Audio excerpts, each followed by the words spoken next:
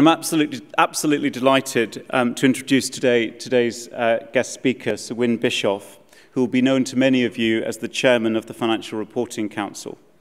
The FRC is, of course, responsible in the UK for overseeing the work of the IFOA in its public interest capacity, our work as a professional regulator, and indeed for producing the technical actuarial standards, the TASs.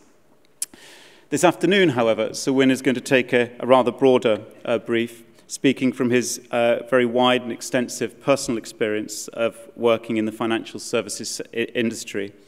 His topic will be the importance of professionalism in today's financial sector. If I may briefly introduce Sir Wyn, he's the Chairman of the Financial Reporting Council, as I've mentioned, in the UK, and Chairman of JP Morgan Securities plc. He's a member of the International Advisory Board of Akbank TAS Turkey. Since 1983, he's served on the boards of 10 major public companies, 5 in the UK, 3 in the US, 2 in Europe. Extensive international experience. He was previously Chairman of Lloyds Banking Group between 2009 and 2014. Sir Wyn has substantial experience of leading international committees and boards. His background spans a range of sectors, including banking, capital markets, finance and government regulation and public policy. He was CEO and then Chairman of Schroders plc between 1984 and 2000, Chairman of Citigroup Europe between 2000 and 2009, and interim CEO and then Chairman of Citigroup Inc. Between 2007 and 2009. Sir Wyn was awarded a knighthood in the New Year's Honours List in 2000 for services to the banking industry, and an honorary doctorate in science by City University London in the same year. In 2016, he was awarded a non-executive director Lifetime Achievement Award. Without further ado, let me introduce very shortly Sir Wyn. There will, I should say, be opportunity for questions at the end, so please be thinking of questions you'd like to take the opportunity to put to Sir Wyn during the course of his speech. Would you be so kind as to join me in welcoming Sir Wyn? Thank you.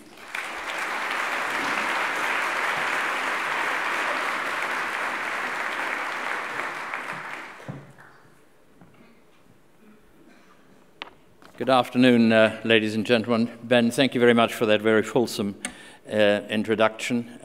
I remember when I joined Citigroup in 2000, the then chairman of the executive committee of Citigroup and the chairman of Citigroup, chairman chief executive of Citigroup, came to London and I had to introduce them and introduce first Bob Rubin.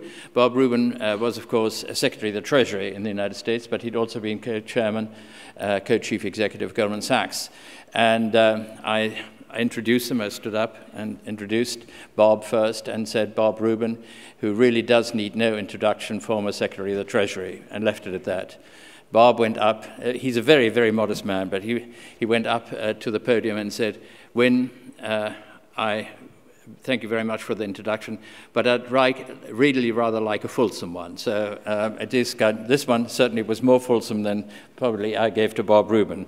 In any case, I have to share a secret with you. I've been a long time in awe of your profession and the intellectual power that you in the public mind represent. And when I arrived this morning from London, I saw all of you being turfed out from this building, I thought to myself fancifully, I wonder if any of you have in fact calculated the odds of this kind of thing happening at a GIRO conference.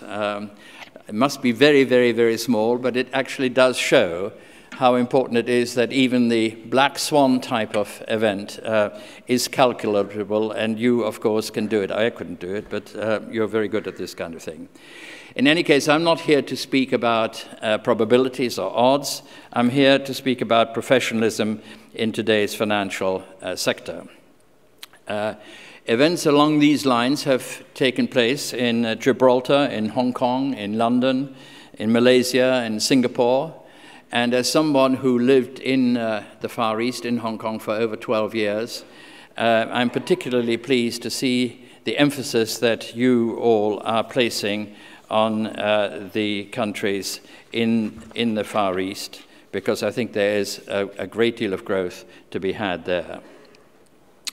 Now, actuaries have a well-deserved reputation of acting with professionalism, even if occasionally unintelligibly to the layman. They bring respect to all aspects of that professionalism brings respect to all aspects of your work. And in this way, you provide value to society at large and as board members and non-executive directors in many cases. Let me begin by giving you some background on the work of the FRC. Our mission is to promote transparency and integrity in business, information that we can all trust, trustworthy behavior by professionals and companies support the needs of the investors and generate confidence in boards, ultimately contributing to the long-term success of an organization and the economy, all to the benefit of society. High standards of corporate governance and reporting are essential to the fair and effective functioning of capital markets. As you are already aware, the FRC sets the technical actuarial standards for your industry. We also maintain codes and standards for corporate governance and investor engagement. We monitor corporate reporting and auditing standards, and we are the competent authority for audit in the UK. We also oversee the accountancy and actuarial professional bodies in their regulatory roles, and we operate independent disciplinary schemes for accountants and actuaries. In promoting high-quality actuarial practice and the integrity, competence, and transparency of the actuarial profession, we benefit all those who rely on actuarial advice. Our mission to promote transparency and integrity in business, firstly, creates investor confidence. Secondly, supports sound business decisions. And thirdly, serves the public interest and ultimately contributes to prosperity and stability. Now, this mission aligns with the needs of a broad stakeholder audience. Transparency in particular makes a better connection with the wish for more relevant information from business, and this has been a subject which the Prime Minister has also highlighted. Integrity, which is also included in the Actuaries Code, aligns our work on culture, the role of leadership, and the pursuit of improved governance, both in the corporate sector and in the audit firms. Integrity is core to the accounting, actuarial, and audit professions. Over the past year, we've seen an unprecedented wave of political change both in the UK and globally. In this climate, it is even more important that the UK's financial services, and you as actuaries at the heart of this industry, support business and attract global investment. The FRC is very much aware that post-Brexit, our financial services will be needed to keep business match-fit for global competition. Actuarial work is imperative to a strong economy. Your profession lies at the heart of the important functions of insurance and pensions. Your work in the key areas of pricing, reserving, capital modeling, and risk management supports all individuals in the UK. It goes to the heart of economics in business and supports the regulatory landscape. In a post-Brexit society particularly, we require a skilled workforce which in turn demands a competitive, attractive pension package and insurance. Brexit is not the only change we need to consider. As highlighted in the IFA's recent risk alert, climate change carries potential economic consequences, both from the direct impacts of changing weather, which I expect is a topical issue for many of you here today, and the direct impact from actions taken by governments globally to reduce the rate of global warming. These changes may affect the long-term success of companies and are becoming a more prominent part of your work, and in fact a more prominent part of the discussions. For example, Mark Carney speaks about it a lot.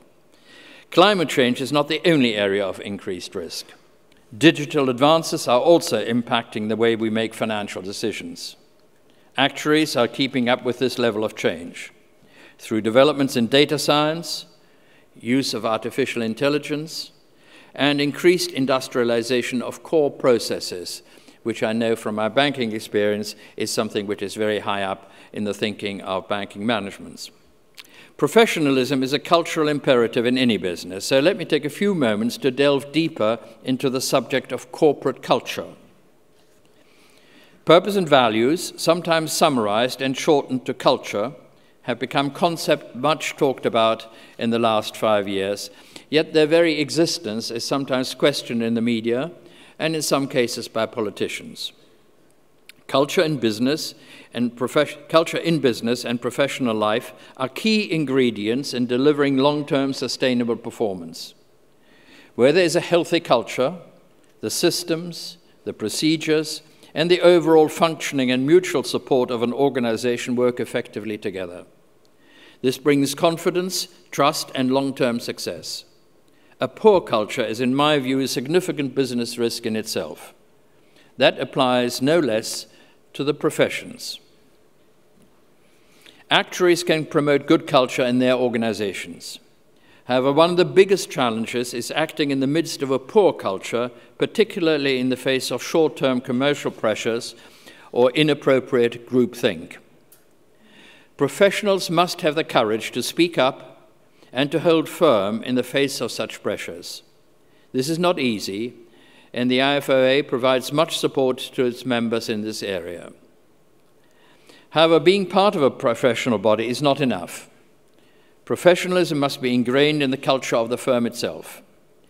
For this reason, in 2016, we at the FRC led a coalition of parties that produced a report on corporate culture and the role of boards.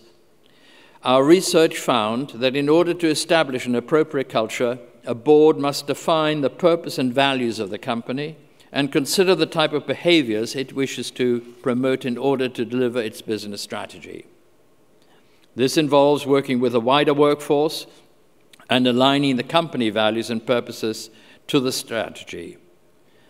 A company must integrate new leaders into that culture and determine whether different parts of the business should operate different cultures. Shareholders should be engaged in constructive discussions with wider stakeholders so that companies are not only successful in the long term, but also benefit society as a whole.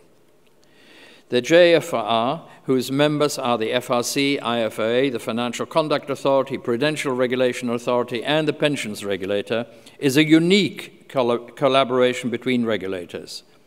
It coordinates within the context of its members' objectives the identification and analysis of public interest risks to which actuarial work is relevant. The risks identified include those relating to specific areas of actuarial work, such as the pressures of the low interest rate environment on defined benefits pension schemes, and the overall influence of the commercial environment on actuaries' professionalism. JFAR identified that groupthink is a potential risk in actuarial work. This led to a thematic review in 2016, which identified a number of actions. Each individual actuary should be self-aware and have the professional skills and confidence to be prepared to be an outlier from the crowd. I know an update of the review will be published shortly.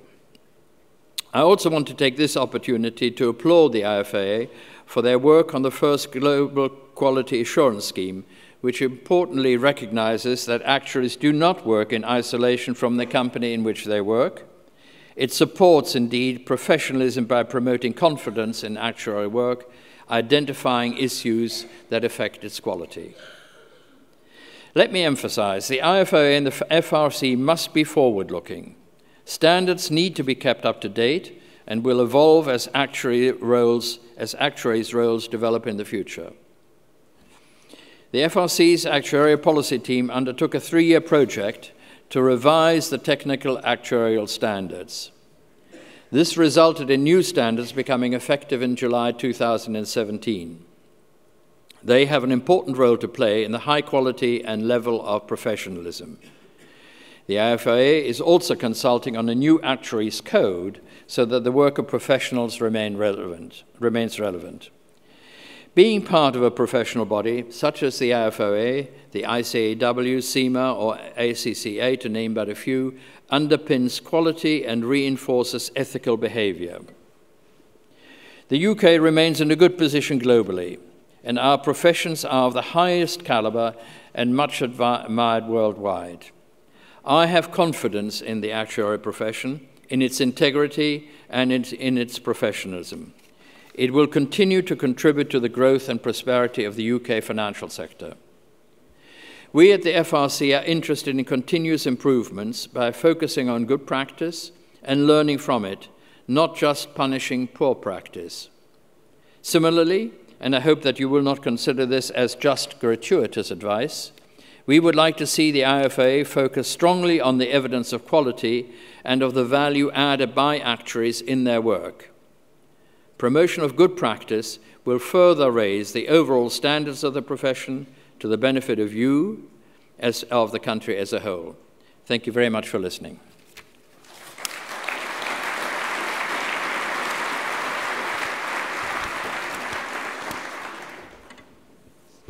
So Wyn, thank you so much. Very, very stimulating talk. I'm sure the audience will have found it stimulating too, and I'm going to open up for questions very, very, very shortly.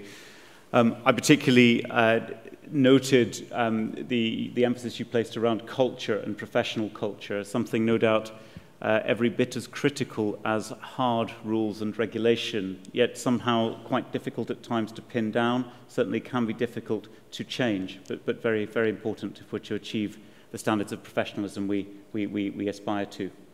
Thank you. If I might just on please. That, of course, culture is something which is not very tangible.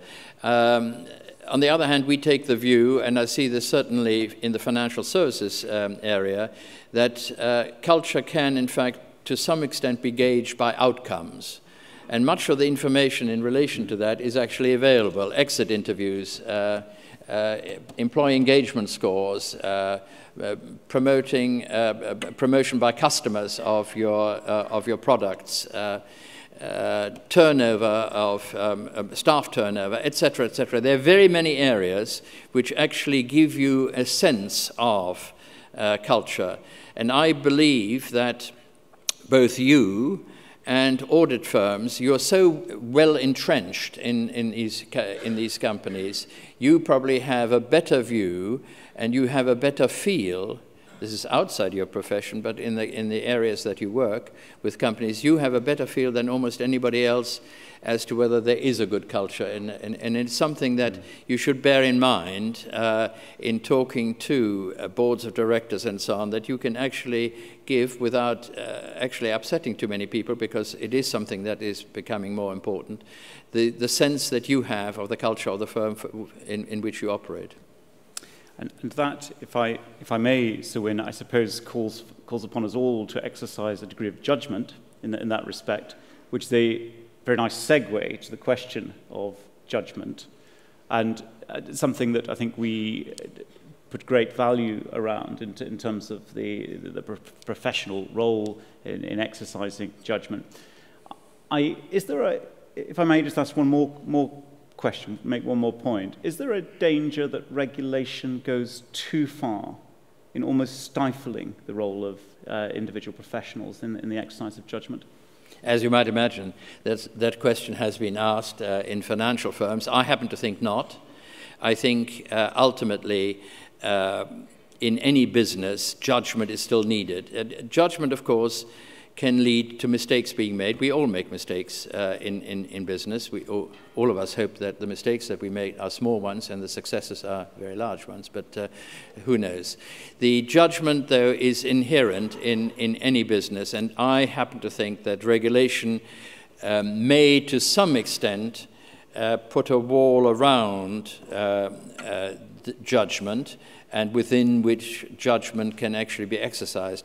But I think it's hugely important to still exercise judgment, because regulation cannot possibly deal with any, in advance, of any circumstance that may arise where judgment is needed. So I think judgment is right, and therefore principles, which I think in this country, much more so than in the United States, are at the heart of regulation. Of course, there's hard and fast regulation also, is very important.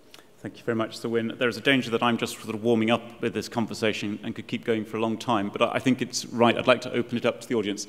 There's a question here. This is a microphone, please. Thank you. Yes, sir. Hello. The name's Martin White. Hi, Martin. Rather a general question and not specific to insurance, but it definitely reflects on culture. This is about pressures that come from investment analysts and from the design of remuneration packages. Do you think that the focus on today's and tomorrow's share prices, including today's declared results, make it difficult for companies to put their operational emphasis on their long-term competitiveness and their ability to generate profits, including from the more distant future? Can regulation help, or is the problem too deep? The answer to your question, to your first question, is yes. I think there is far too much emphasis being placed on today's share price. As to how regulation can help on that, I just don't know. I would commend to all of you an article in the Harvard Business Review written by Professor Joe Bauer, one of the great commentators and professors at Harvard. This is in the May-June edition of the Harvard Business Review, where he reviews really under the heading of long-termism, the legal side in the United States. We all in the United States believe very much in the judgments of the Delaware courts. Many of the companies in which with which we're associated are, of course, have got their residence in legal residence in Delaware. The Delaware courts, on the other hand, and Professor Bauer, in fact, criticizes this, have said that the priority of boards and managements should be shareholders. That's their priority. He believes that that is not correct. How can it be shareholders when the shareholders have got so many different ways of looking at it? Some want dividends, some want reinvestment, some want geographic expansion, others want to keep it local. Some want a wider product range, some want... so it's all over the place. The idea which the Delaware courts have put forward, that boards and managements are the agents of shareholders, is simply wrong. Now, this is a minority view still in the United States, but it is, for example, BlackRock, Warren Buffett, of course, and others, in fact, basically hold that kind of view. It's very interesting. He said that the priority of boards and managements should be the health of the company and not the wealth of shareholders. Of course, the health of the company will lead, ultimately, if it is healthy, to shareholders doing well. But it's wrong that there should be such a very high priority placed, he's talking from an American point of view, on the wealth of the shareholders, which tends to be more short-term orientated, and you all will be aware of activism in the United States, which is also coming here, which has taken, which supports that particular view. So, can regulation do something about it? I think ultimately it will have to be shareholders and boards of managements.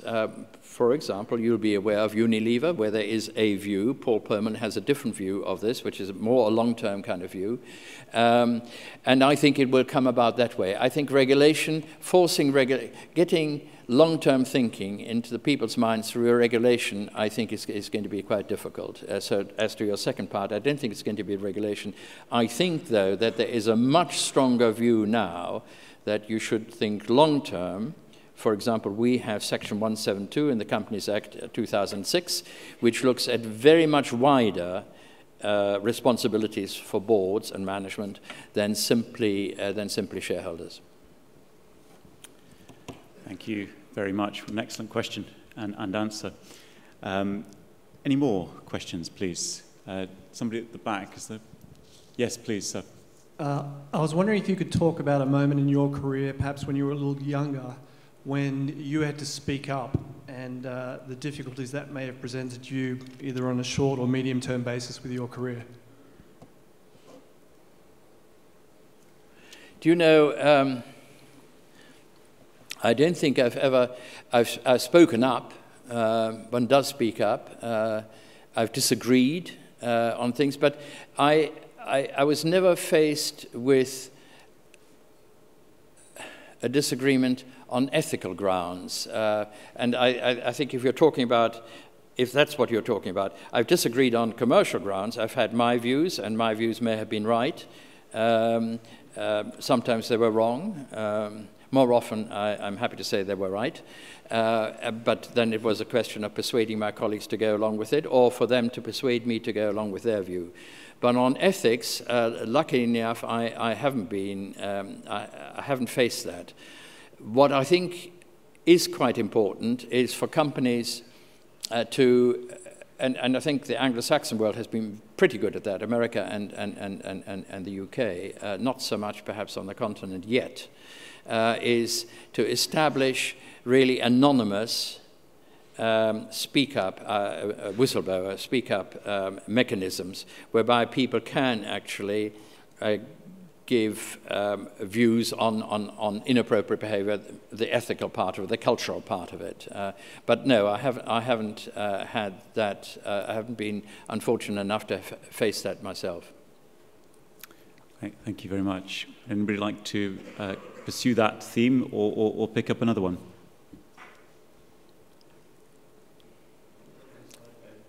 Sorry, over here. Thank you.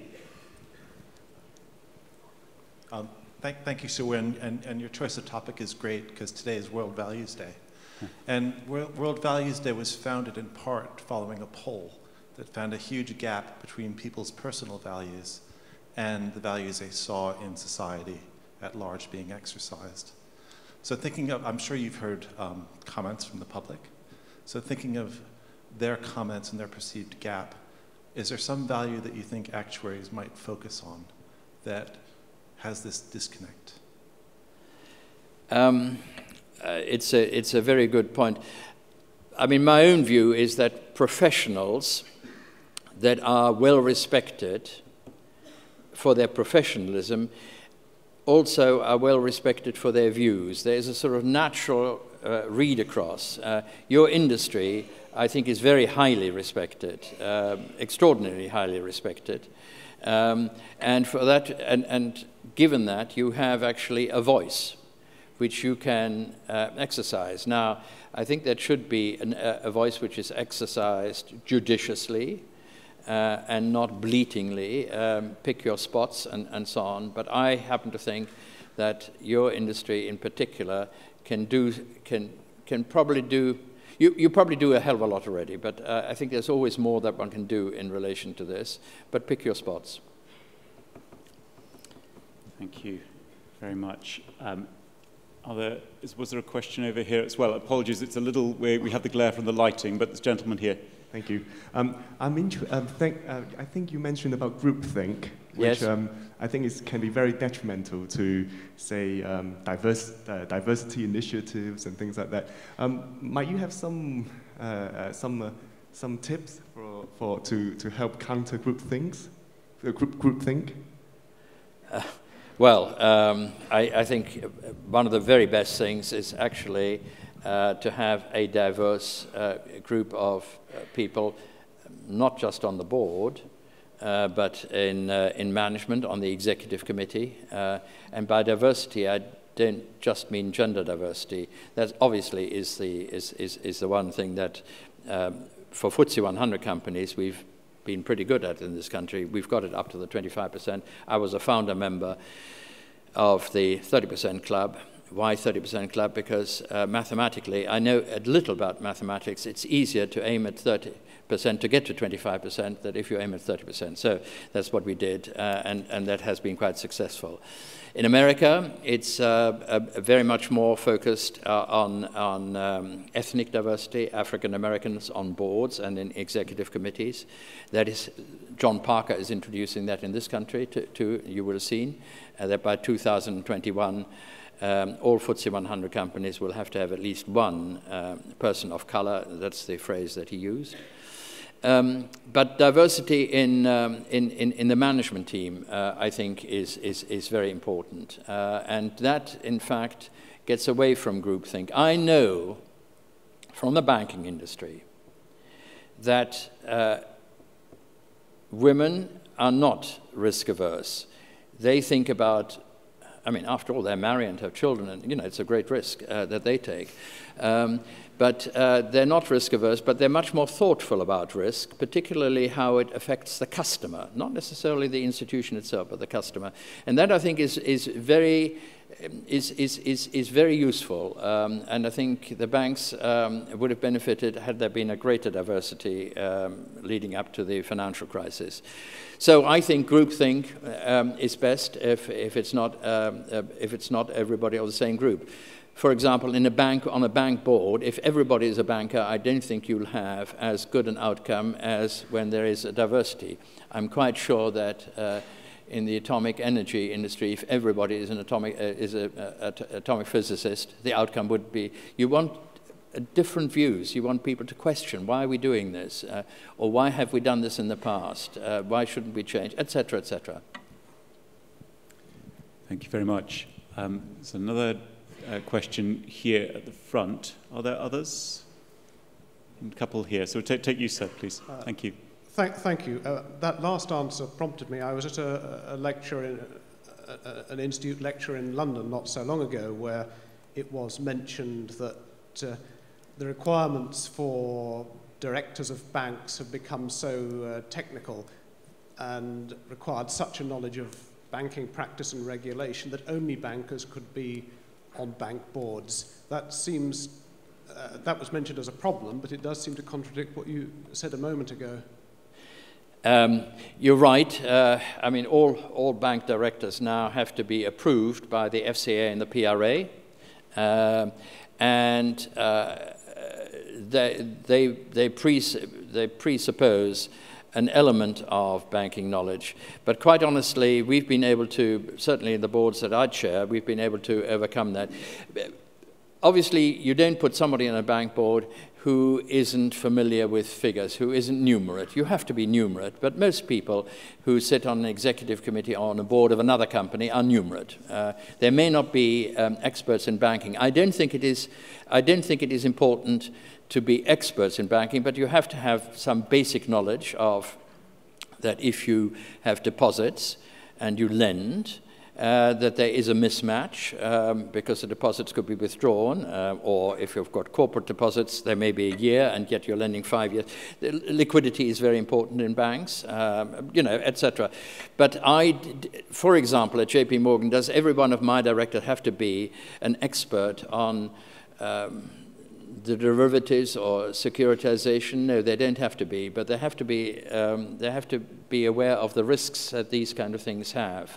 So I don't think it's nearly as difficult to get really good directors on bank boards as it may sound when one looks at the requirements, the broad requirements which the FCA and the PRA may be putting on them. And the PRA and FCA do actually also believe in diversity of thinking, not groupthink, not all of it, not all of the people should be bankers. Thank you very much. There's another question, I think, from Martin here. Are there, just so if I can gauge how many other questions there might be, please? Okay, while everybody's thinking. Martin, please. Okay, it's a different one entirely. This is contrasting insurance and banks. In insurance, we feel heavily regulated. We have examinations on the estimation of reserves for insurance liabilities. But I'm not aware of any comparative requirement for professional opinions or even the existence of professional exams to do with the exact equivalent for banking, which is the estimation of future bad debt. Am I right about this? And if so, isn't it a bit of a gap? You are right. On the other hand, what banks are now required to do is to stress test their portfolios, test them against all kinds of eventualities. I don't know whether you do that in the insurance industry. I suspect you may, but there's not the same element placed on what I would call the professionalism of bankers. They come from very many walks of life. Banking has changed. It used to be, when I started, banking could be described as 353. What is 353? You take your deposits at 3%, You lend them out at 5%, and at 3 o'clock you're on the golf course. And that has changed. It is much more complicated than that, but some of it is still there. You know, there is a margin between deposits. You have to look at your liquidity and so on. But the professionalism, perhaps, that you talk about, the absolute professionalism in relation to there's of course banking qualifications, but many people don't have banking qualifications. Thank you very much. There's probably time for one or two more if there are any other questions. I see somebody over here. Derek. Derek, this... Thank you, Sir Wynne. Derek Cribb, Chief Exec of the IFOA. You mentioned earlier on the high regard that the UK professions are held in. There's something about that UK brand and professionalism being very important. You also mentioned that alongside the accounting bodies, the Institute and faculty is seeing significant growth outside the UK, particularly in Asia, and you've had a fair amount of exposure over there. I guess the question I have is how, as a professional body, and how do the individuals that make up our membership protect that high reputation for professionalism and being professional that we have as we go into arenas where perhaps that's a less established way of thinking?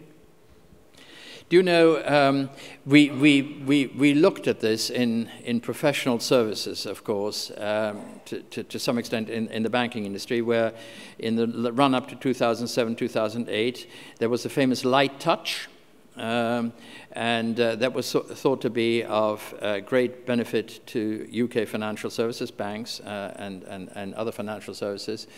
And that was shown to be erroneous. I happen to think that customers ultimately prefer good, sound, proportionate regulation. And with that comes a professionalism of the people who in fact advise customers, whether that's be corporates or individuals or families or whatever it is.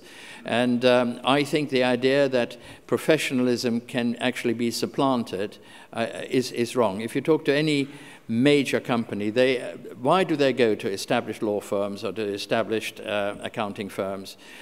Why is there, and this is a problem from a competitive point of view, why is there such an emphasis on the big four rather than a wider? It is, you know, the stuff that you can do, the global remit that you in fact can work on, and the ability to help companies to hear an independent view, and I think that can't be underestimated. And I think that's stronger from the UK point of view than perhaps from the US point of view. I happen to think that the UK does pretty well in relation to that, and your profession and the audit profession is held in higher regard than perhaps it is in the United States. It's held in high regard there too, but I think in this country probably more so. Thank you, Sir Wynne. Neil, last word. Last one.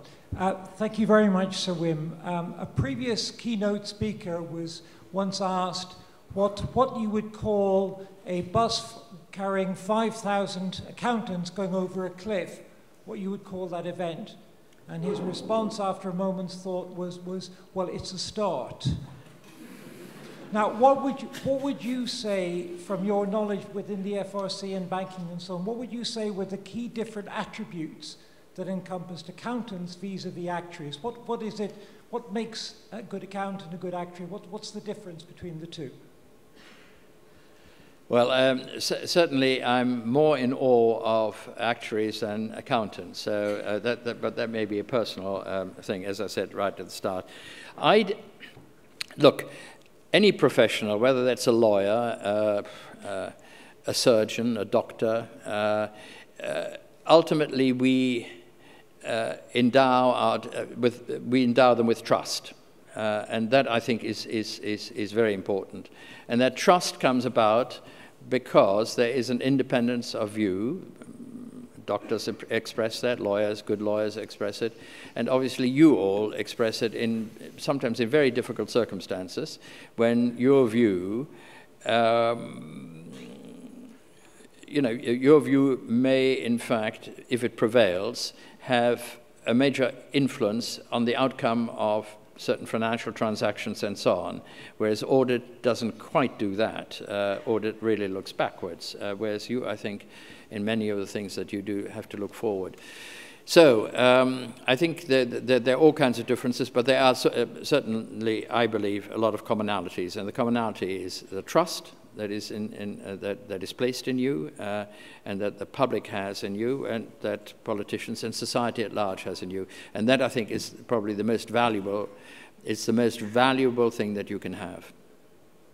And congratulations, incidentally, on your lifetime award. Okay, thank you so much. In a moment, I'm going to have to bring this conversation to a close in order to allow you to get to your next session. In a moment, I'm going to invite you to join me in thanking Sir Wyn very much. Thank you to all of you for what has been certainly what I found an enormously stimulating conversation. My sense is we could continue this for some time. Certainly I could. Great number of deep issues that we've touched on there, Sir Wyn, and you've spoken to so eloquently in relation to culture and professionalism, the importance of long-term versus short-term vision, the fact that professional people and actuaries perhaps in particular have a voice, but to be selective in the way you use it and to pick one's spots, as you put it, the opportunity, perhaps the responsibility to do that, the role, the critical importance of diversity in leadership and in professionalism. You clearly are on the right side as far as this audience is concerned in being in awe of actuaries over accountants. And personally, I rather find the notion of 353 rather appealing in this rather complicated yes. regulatory world in which we all work. Look, thank you so much to you, the audience. Thank you in particular to Sir Wyn. Before we close, just a quick plug for the sessions, the Professionalism Lecture Series. We have other events coming up, including in the new year, Lord Miners and Dr. Daniel Susskind. You'll find details of those events on the website. There's new professional skills material relevant to many of the topics that we've touched on today. Including some of the material that you'll see illustrated in the background here. There's an Actuaries Code consultation, which I think you'll be aware of, and which we'd appreciate your input to. Critical important stuff to the IFOA, but more important to all of us as a profession. Thank you, and thank you very much to Sir Wyn. Thank you. Thank you.